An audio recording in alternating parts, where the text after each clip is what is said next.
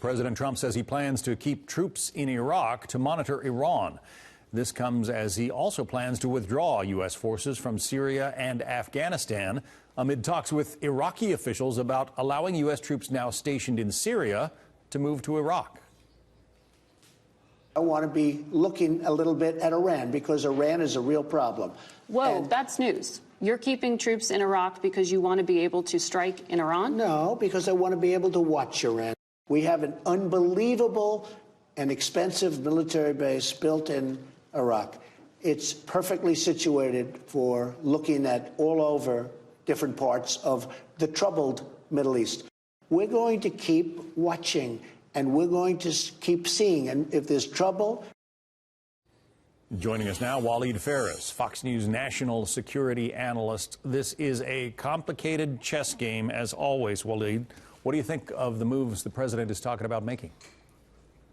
These moves are taking place, as you said, John, in a very complicated geopolitical situation. But let's try to simplify it. In Iraq, it makes all sense that the United States will maintain a base, a presence, not just to monitor Iran. Let me add one thing that the president may not have said for political reasons, to deter Iran. So the Iranian regime will know that we are present just next door. And if they want to improve those missiles, as we heard 48 hours ago, they want to improve the long-range missiles, we will be there. But at the same time, we have to be very careful because the Iranians have assets inside Iraq. They have militias, they have people inside government. So we want to make sure that we have allies at the same time, such as the Kurds, the Sunni moderates, the Shia moderates. That's why it is complicated.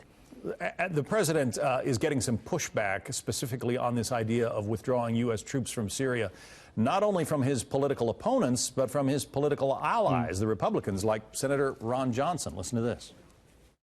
And I think it'd just be tragic if we bugged out, left the Kurds, who by and large have done the fighting and defeated the ISIS caliphate, the territorial caliphate in ISIS, if we just abandoned them to the mercies, and I use that term loosely, of Russia and Iran and possibly Turkey, it would just be unconscionable. So again, I think Republican senators are sending a very strong signal to the president.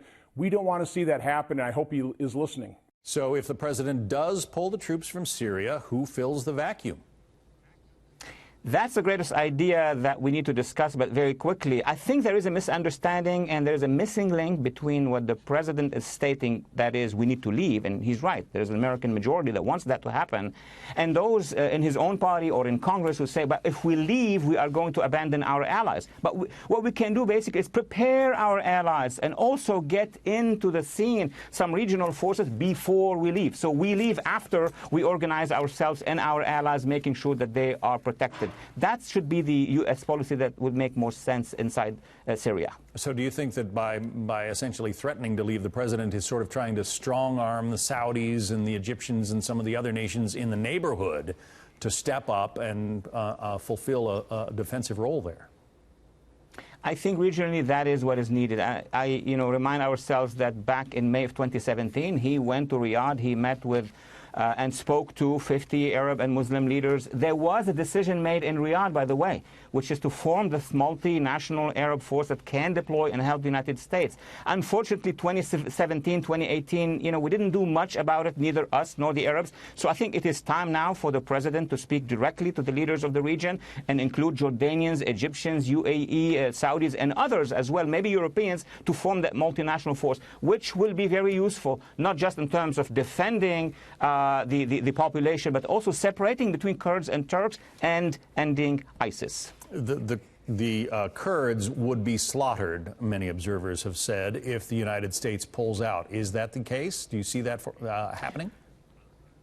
Mathematically speaking, yes. I mean, if the Kurds, as they are right now, are left, and let's suppose next week we will leave, of course there will be 2 or 3 armies that are going to move in. You're going to have the Iranians, the Assad regime, and the Turks at the same time. It will be like Poland divided between all these forces. But if we have a multinational force instead, and if we have a better organized and better disciplined force inside the Kurdish areas with the other minorities, that would be deterrent. And we keep a base in Iraq on top of that to send signals to everybody who want to have an appetite about the Kurds. If we have that architecture, I think no one will dare advancing. Waleed Phares, our Fox News national security analyst.